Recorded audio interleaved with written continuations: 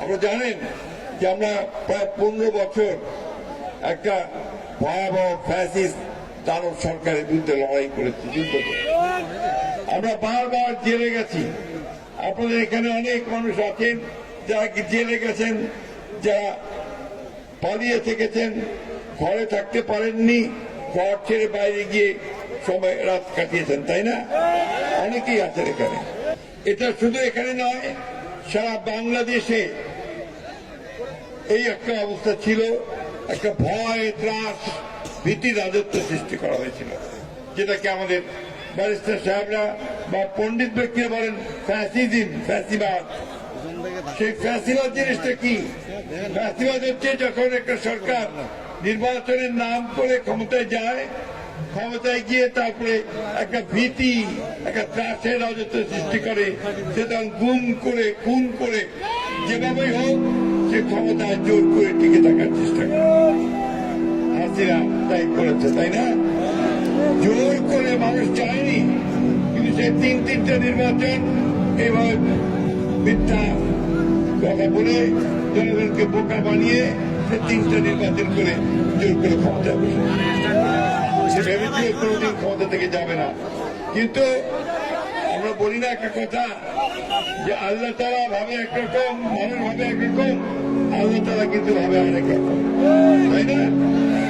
দেখেন কিভাবে একেবারে কয়েক মাসের মধ্যেই এই হাসিনাকে সব পরিবার, সব ছেলে মেয়ে, বউ, ছেলের বউ সবকে নিয়ে পালিয়ে যেতে হয়েছে, তাই না?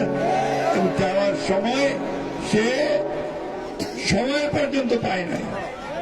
তাকে গিয়ে যখন সেনাবাহিনীর লোকেরা বলেছে যে আপনি দুটো চয়েস আছে আপনার, আপনি দুটোর মধ্যে একটাকে বেছে নিবেন, সেটা হচ্ছে যে চতুর্দিক থেকে জনগণ আসছে উত্তাল সমুদ্রের মতো, তাদের দ্বারা পিষ্ট হবেন নাকি যার মাথার জন্য পালিয়ে যাবেন।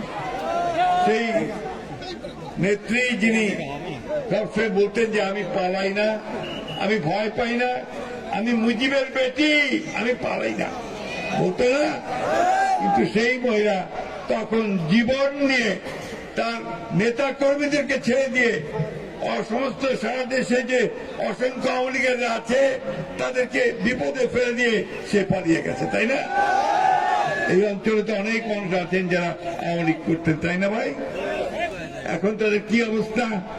সে নেতৃত্ব তাদের দেখার নাই, সে নেত্রী পালিয়েছে, তাদের নেতারা পালিয়েছে, তাদের নেতা যারা ছিল তারা এখন বন্দী হয়ে গেছে দুর্নীতি করার দায়ে, তাই না? এই হচ্ছে পরিণতি ফ্যাসিবাদের, এই হচ্ছে পরিণতি যারা আপনার জোর করে ক্ষমতায় টিকে থাকতে চায়। বন্ধুগণ, এই আমাদের ছাত্রদেরকে আমি ধন্যবাদ জানাতে চাই, আমাদের ভাইদেরকে যারা 15 বছর ধরে লড়াই যোগ করেছে তাদেরকে ধন্যবাদ জানাতে চাই যে তারা তাদের বুকের রক্ত ঢেলে দিয়ে আমাদের জন্য আবার একটা সুযোগ সৃষ্টি করে দিয়েছেন যে আমরা আমাদের দেশটাকে আবার একটা গণতান্ত্রিক পদ্ধতিতে গড়ে তুলব। আমরা এখানে সকল মানুষের ভোটের অধিকার নিশ্চিত করতে পারবো। আপনারা এই আগে কতগুলো ভোট হয়েছে, ভোট দিতে পারছেন? আমাদের ছেলেরা ভোট দিতে পারছে? কেউ পারে না। 3 মাস 15 বছর ধরে আর ভোট দিতে পারে না, তাই না? সেই ভোটের অধিকারটা আমরা ফিরে চাই। আমার ভোট আমি দেবো, যাকে খুশি তাকে দেবো, তাই না? এটা বললে আবার কিছু লোকজন একটু অসন্তুষ্ট হচ্ছে যে খালি ভোটে চাহাতেন। হ্যাঁ, মানে ভোট চাহাতে এই জন্য যে আমরা ভোটটা দিতে পারলে আমরা আমাদের সঠিক লোক নির্বাচন করতে পারবো, সেই লোক পার্লামেন্টে গিয়ে আমাদের জন্য ভালো কাজ করবে।